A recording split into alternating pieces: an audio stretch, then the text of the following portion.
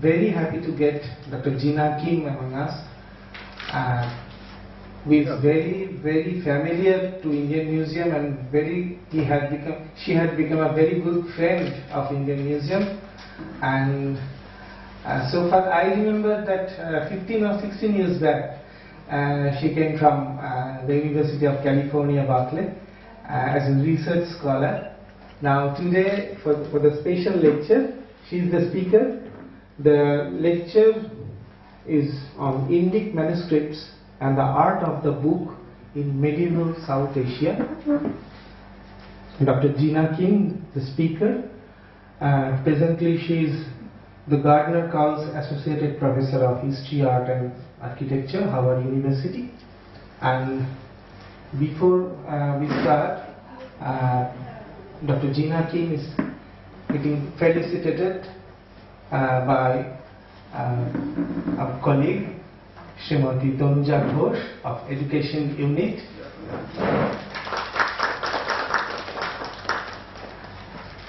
And Mr. Shayan Bhattacharya, the Education Officer.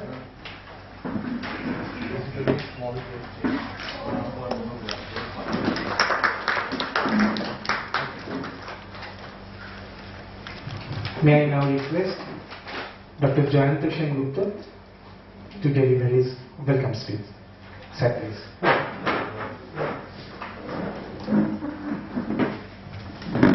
Thank you and good afternoon, everybody. I have nothing much to say.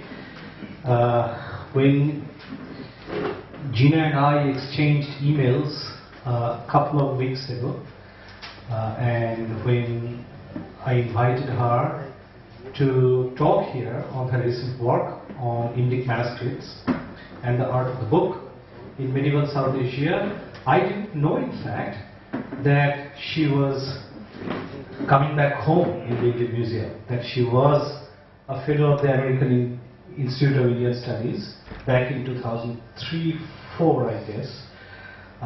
So it's lovely, it's an honor, and it's a privilege to welcome Gina back to speak on her recent work. She is among many familiar faces, both in the Indian Museum and in the wider world, the wider knowledge community on the Buddhist cosmopolis. And we look forward to an exciting lecture. So that's all I have to say. And so, ladies and gentlemen, please join me in welcoming Dr. Gina Kim. Can you hear me? Yes? Okay. So I'll just go with my talk. In writing about Jain manuscript paintings in the Museum of Fine Arts collection, Ananda Kumaraswamy, the first curator of Indian art in the US, once remarked, quote, "Indian art has never developed book illustrations as such," end quote. While his comment reflects a restricted understanding of book illustrations of his time, Kumaraswamy also provides an insight regarding the art of the book in India when he continues, quote, "The square panels of painting must be regarded as excerpts from the circular painted walls, reduced in size and added to the written page," end quote. Kumaraswamy emphasizes the connection between manuscript painting and wall painting to write a fluid overall history of Indian painting, the narrative for which begins with the celebrated 5th century Buddhist murals of Ajanta that you're seeing on the screen. I find Kumaraswamy's remark insightful, not necessarily for the value of connecting temple murals with the manuscript paintings in terms of their pictorial values, but for the analogy itself. That the temple walls and the painted manuscript pages are compared to equal footing resonates greatly with what I see in painted palm-leaf manuscripts of medieval South Asia, as I approach Indian book art as exemplifying a mode of visual and material production that promoted the circulation of specific types of knowledge and authority. So I argue that the manuscript paintings are not just the excerpts from painted walls, as Kumaraswamy articulated, but the very parts of the sacred structure that they essentially create and sustain inside a small portable object of a book or pustak. As I have demonstrated elsewhere, once the idea of putting pictures inside the pages of a manuscript was introduced, they followed an existing model and formula for designing a sacred object, like a stupa and a shrine. However, the concept of a manuscript as a temple remained just an analogy until I started considering the larger picture of the history of art of the book in medieval South Asia and encountered Kumaraswamy's above-cited comment. What I came to realize more recently is how the artists and manuscript makers experimented with this idea visually through various pictorial devices. So, through a close formal and codicological analysis, I would like to suggest that a group of 12th and 13th century Buddhist manuscript makers in eastern India, especially in Bengal and Nepal, materialize the concept of a manuscript as a temple in a visually engaging manner. I'll locate this practice in the larger art historical context through a comparative analysis to the time strategies seen in only painted Jain and Hindu manuscripts, which will help us discern an Indic practice of designing a manuscript as a sacred architecture space. And in the sort of background behind this is my understanding of what the book art discussion is like with Islamic manuscripts and Western Christian manuscripts, for example. Buddhist examples demonstrate innovative and creative approaches taken by medieval Indian manuscript makers to design a painted manuscript, which emphasize a manuscript's three-dimensional quality as a material container of the sacred. This attitude towards a manuscript as a special sacred object was not limited to the Buddhist tradition.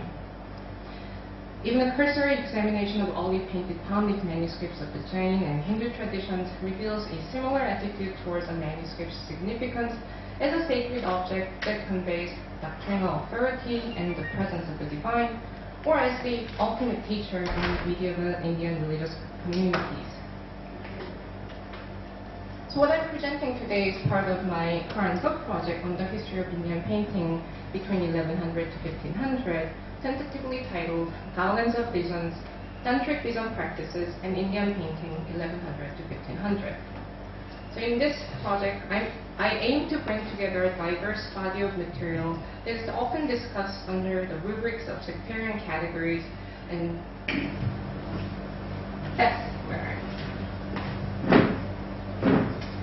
So what I'm trying to do in this project is I'm aiming to bring together a diverse body of material that is often discussed under the rubric of sectarian categories and region and period-specific boundaries. What can I do? Stop. Let's try just one more time. If I do that again, let's have the light on, because thank you. So when we begin to appreciate the art of the book, and I apologize for the quality of the slide because it looks fine on the screen, but we did try to calibrate the screen and it looks much better now, but it's still not as sharp as I want it to be. So I apologize for that. So when we begin to appreciate the art of the book in Indic manuscript traditions in terms of their pictorial, codicological, and ritual characters, we can suggest Buddhist traditions' contributions to the history of Indian painting go much beyond the artistic achievements seen in the murals of the 5th century cave temples of Ajanta. Those making manuscripts in Tantric Buddhist circles seem to have pushed the agenda of constructing a potent cultic object further and conceptualized a manuscript as a fitting vessel or medium for containing and circulating visions of these Tantric deities, which paved the ground for the arrival of picture books in subsequent centuries. So this manuscript actually has, at the end of each chapter, has these sets of painted panels. This is the end of chapter 5, and this is the end of,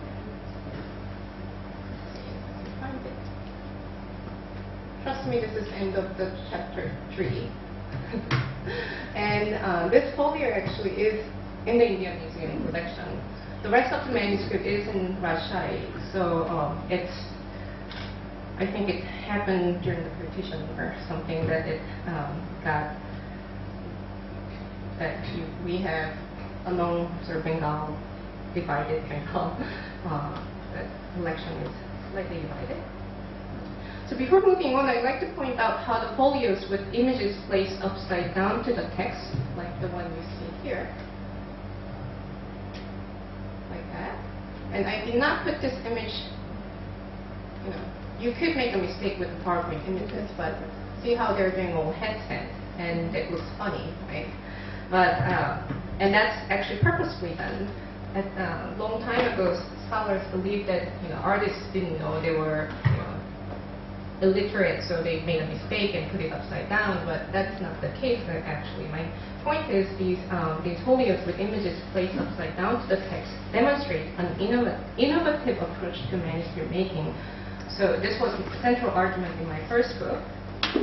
So if you think about the manuscript or any book, it's an interactive mechanical object with folios as moving parts. And while a folio like this would not make sense if it just stand by itself, if you see and think about it in the context of a manuscript and its use, the folios can be opened and closed, right? So when it's open like this and then you start closing it, what's going to happen? It creatively activates the union of Karuna and Pragya, embodying the essence of Bodhicitta, the essence of the enlightened mind. And these pages are located strategically to form a three-dimensional mandala inside the book. So you have that couple in the center of the book. So it actually is, it matters in the location.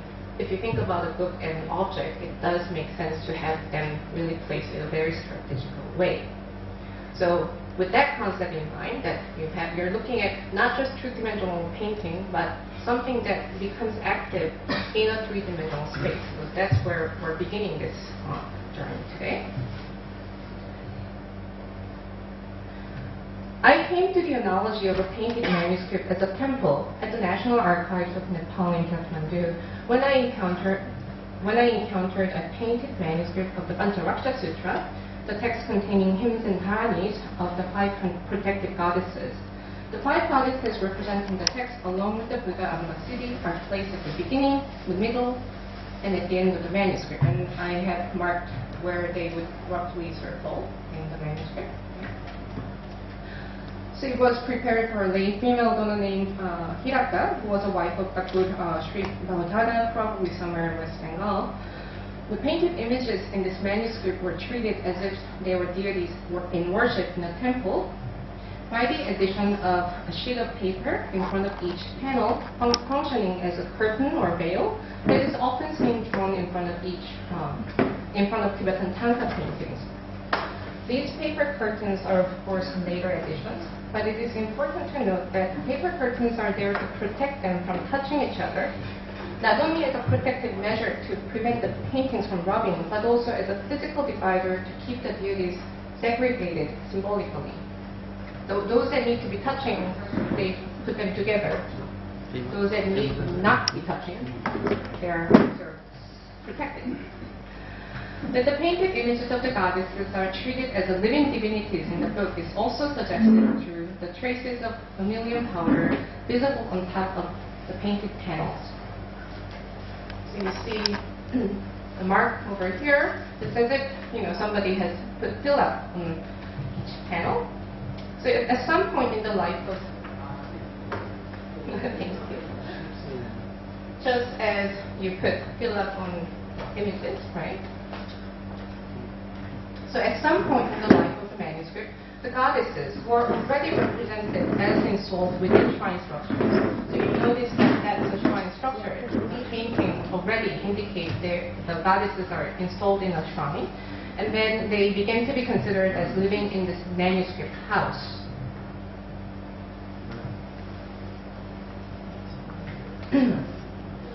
Contemporary Nepalese examples make it clear that painted panels often depict the images installed in a temple space through various visual devices, such as hanging canopies, tassels, and garlands, as seen in this beautifully written manuscript of the Ashtaka Sastrika Pragya Paramita, now in the Cleveland Museum of Art.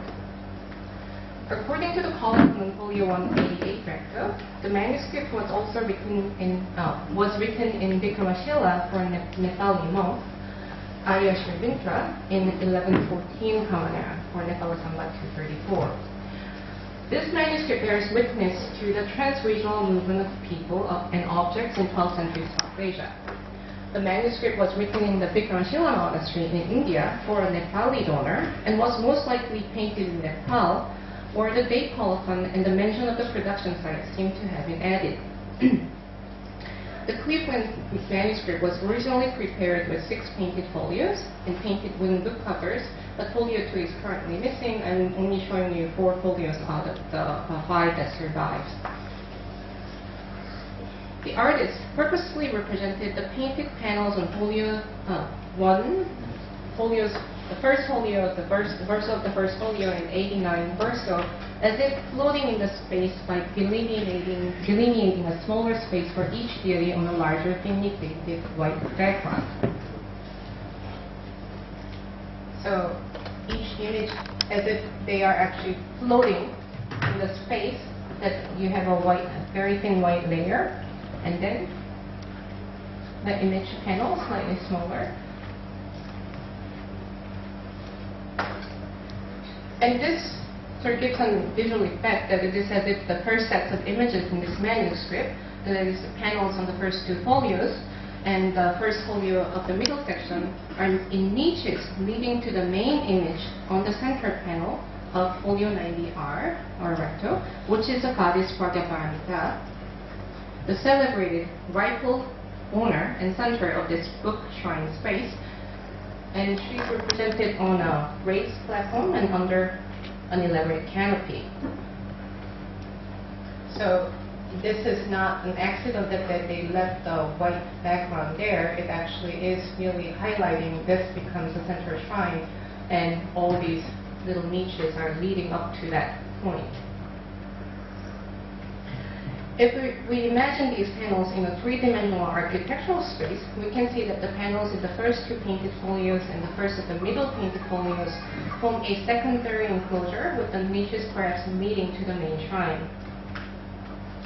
Other visual devices also suggest that the painted images depict the images installed inside a ritual space of a temple. So the manner in which the diaphanous orange shawl is represented, this shawl draped over an image of the offering goddess is very unique. You don't actually have this kind of shawl going around the image that's depicted or painted in this manner. And this particular visual device is reminiscent of the offerings of cloth over clay statues in living Buddhist temples from the Himalayan regions. So as we see here, white and yellow sashes are draped over images. Right?